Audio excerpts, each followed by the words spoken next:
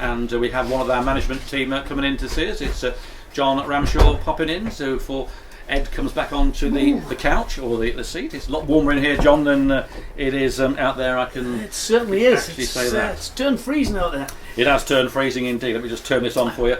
Well, a much better performance this afternoon, especially in that second half, and a welcome relief to get some more points here at Latimer Park. Yeah. I mean, a win's a win, isn't it? You never turn a win down. But I've just said to the boys today, sometimes winning ugly is what you have to do. It can't all be free-flowing football like I think it was a little bit against Redditch on Tuesday night. I thought we played exceptionally well. What went wrong at Redditch, do you think? Because after scoring on 49 seconds so early, and then towards the latter half of that second half, just capitulated really. I think we had, we had an awful lot of chances. We played exceptionally well. We had a lot of possession. We had a lot of chances, and I think we just got counted on twice. It caught us. They caught us with the long ball over the top for the first one.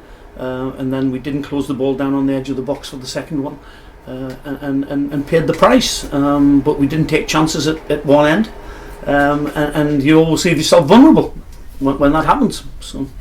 Well, at 0-0 here, when you saw that penalty decision go against you, and the guy taking a penalty, the captain Smeaton running up to that ball, he must have had your heart in your mouth. Yeah, we did. We thought, here we go again. We've played ever so well. And it was maybe that was the look we've been calling out for all season. We just needed something to go for us. On this occasion, it did, and then shortly afterwards we got the winner, which was very nice. Got the winner, but just prior to that, Dean Snedker made amends to a certain extent for that decision on Tuesday with a fantastic one-handed save that the ball looked like it was going in, and it was a great save, wasn't it? Oh, excellent. I mean, Sneds has come on leaps and bounds since he joined us, if I'm going to be honest, and he got down to that one, and it was certainly a match-winning save without a doubt. There he is at full stretch, good strong hand, and kept them out, which is basically what he's paid to do. And then the all-important goal, as you quite rightly say, came from Rennie Howe. We've had a look at it a few times, so has Brett. Your version of it, John? We've worked quite a bit on corners and set pieces in recent training sessions, and it's. I think the boys are sort of getting a grasp now of what the jobs entail at set pieces, and it's a result of that. I think James Harron got the initial header, didn't he? And then did he look to? Seems to come off Rennie's foot and then bounced over the opposing player, didn't it? It was a ricochet type. Rennie will be claiming it's a crafty little lob, I would imagine. But look, it went in the back of the net, and at the end of the day, that's all that matters, isn't it? It did. That is it. It's 3 points, but we had some great chances in that first half, especially from Wilson Carvalho and Spencer Weir-Daly, and the first one from Wilson Carvalho. If we can get that on the screen. First one, please. There we go. It's a good shot, but well saved by the goalkeeper. Yeah, right into his midriff. Yeah, it was struck it well, straight at him. Unfortunately, anywhere else, and that's a goal, isn't it? But I think the impressive thing today was the work rate. The work rate that the boys did. They've all turned up today and done their job, and worked hard, and they've got the rewards in the end. And I think as Brett and I were saying when we were walking across here, it doesn't always have to be 7-1 or 4-0.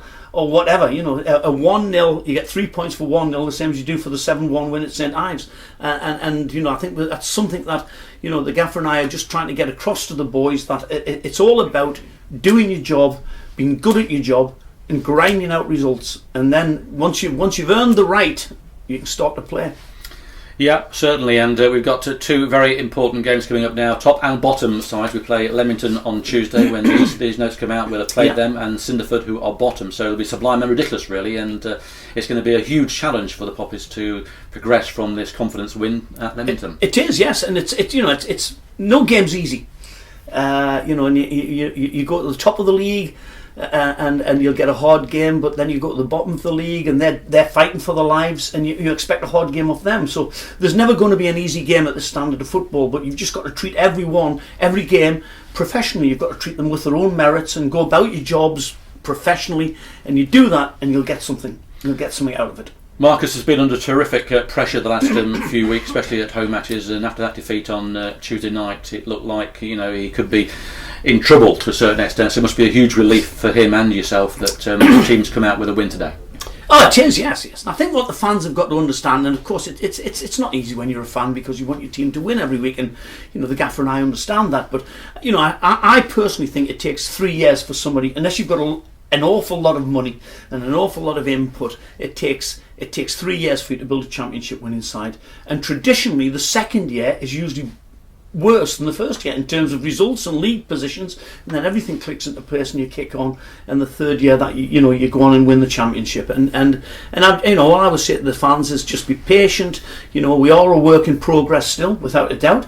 But it will come. We've got good players at this football club, and I think we've got an excellent manager in Marcus, despite all the stick that he's getting at the moment. And it's just a case of as we've said, and we've said when we've talked, it's a case of everybody now sticking together and building on this and taking the club forward.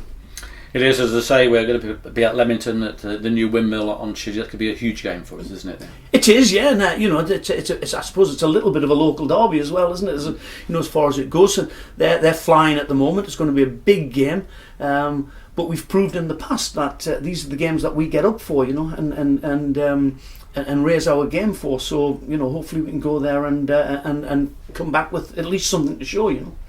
Okay, John, thank you very much for your time. Thank you for the win. Well done. Thank you very much. I'm pleased that it's a successful second venture into Poppies TV for you, and that's great for you to come over straight after that. Thank you, John. Thanks very much. There we go, John Ramshaw then, his views on that important win for the Poppies against Dorchester. And